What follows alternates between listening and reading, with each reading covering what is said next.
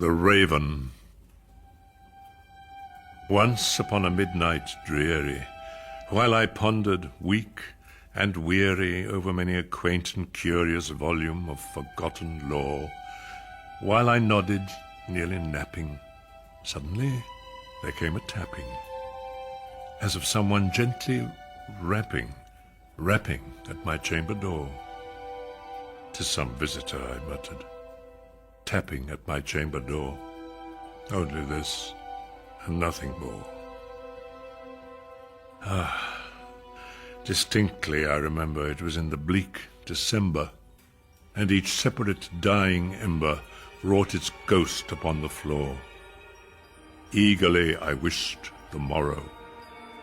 Vainly I had sought to borrow from my books surcease of sorrow, sorrow for the lost Lenore, for the rare and radiant maiden whom the angels named Lenore. Nameless here forevermore. And the silken, sad, uncertain rustling of each purple curtain thrilled me, filled me with fantastic terrors never felt before, so that now, to still the beating of my heart, I stood repeating, "'Tis some visitor entreating entrance at my chamber door, some late visitor entreating entrance at my chamber door. This it is, and nothing more." Presently my soul grew stronger. Hesitating then no longer, "Sir," said I, "or Madam, truly your forgiveness I implore, but the fact is I was napping, and so gently you came rapping, and so faintly you came tapping at my chamber door, that I scarce was sure I heard you. Here I opened wide the door."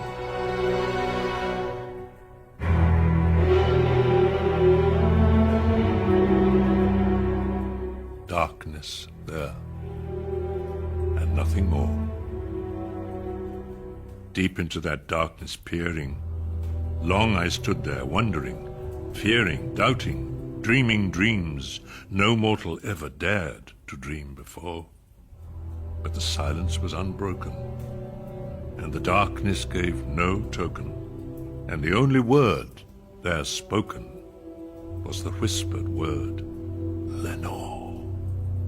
This I whispered, and an echo murmured back the word, "Lenore." Merely this, and nothing more. Back into the chamber turning, all my soul within me burning, soon again I heard a tapping somewhat louder than before. "Surely," said I, "surely that is something at my window lattice. Let me see, then, what thereat is, and this mystery explore. Let my heart be still a moment, and this mystery explore. 'Tis the wind, and nothing more. Open here, I flung the shutter, when, with many a flirt and flutter, in there stepped a stately raven of the saintly days of yore. Not the least obeisance made he, not a minute stopped or stayed he, but with mien of lord or lady, perched above my chamber door, perched upon a bust of Pallas, just above my chamber door, perched and sat, and nothing more. Then this ebony bird beguiling my sad fancy into smiling, by the grave and stern decorum of the countenance it wore. "Though thy crest be shorn and shaven, thou," I said, "art sure no craven, ghastly, grim, and ancient raven, wandering from the nightly shore. Tell me what thy lordly name is on the night's Plutonian shore." Quoth the raven, "Nevermore."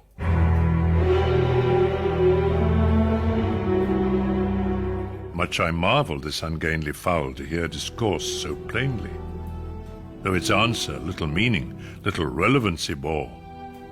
For we cannot help agreeing that no living human being ever yet was blessed with seeing bird above his chamber door. Bird or beast above the sculptured bust above his chamber door, with such name as Nevermore. But the raven, sitting lonely on the placid bust, spoke only that one word, as if his soul in that one word he did outpour. Nothing further then he uttered, not a feather then he fluttered. Still I scarcely more than muttered. Other friends have flown before. On the morrow will he leave me, as my hopes have flown before? Then the bird said, Nevermore.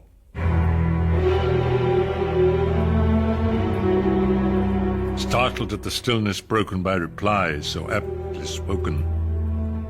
Doubtless, said I, what it utters is its only stock and store, caught from some unhappy master, whom unmerciful disaster followed fast, and followed faster, until his songs one burden bore, till the dirges of his hope that melancholy burden bore of never, nevermore.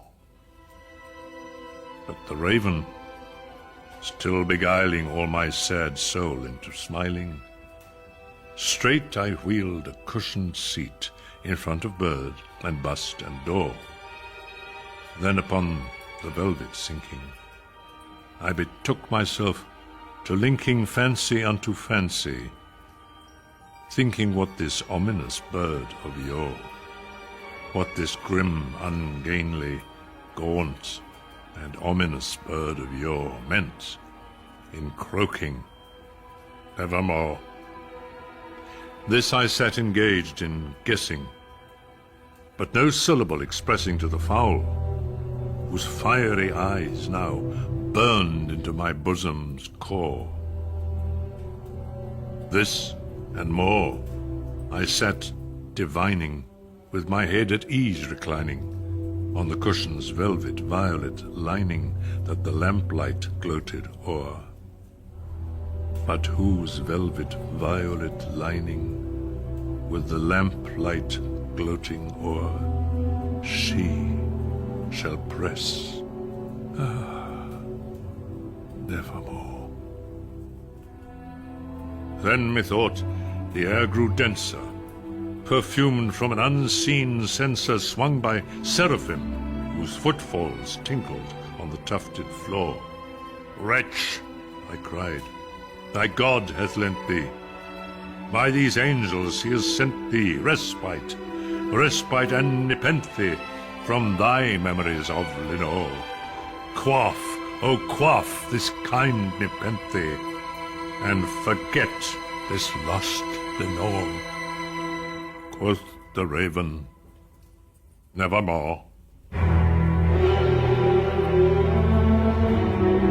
Prophet, said I, thing of evil, prophet still, if bird or devil, whether tempter sent, or whether tempest tossed thee here ashore, desolate, yet all undaunted, on this desert land enchanted, on this home by horror haunted, tell me truly, I implore, is there balm in Gilead?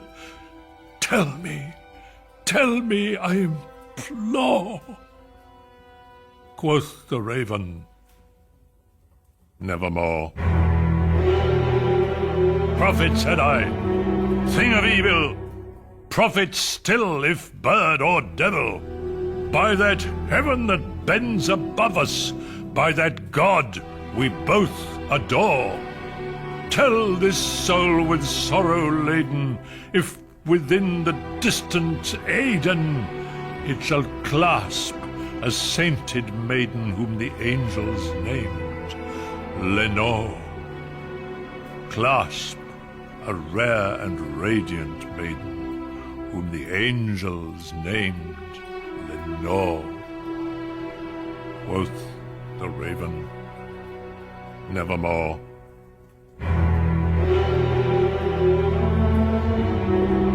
Be that word our sign of parting, bird or fiend. I shrieked, upstarting, get thee back into the tempest and the night's Plutonian shore. Leave no black plume as a token of that lie thy soul hath spoken. Leave my loneliness unbroken, quit the bust above my door. Take thy beak from out my heart, and take thy form from off my door. Quoth the raven, nevermore.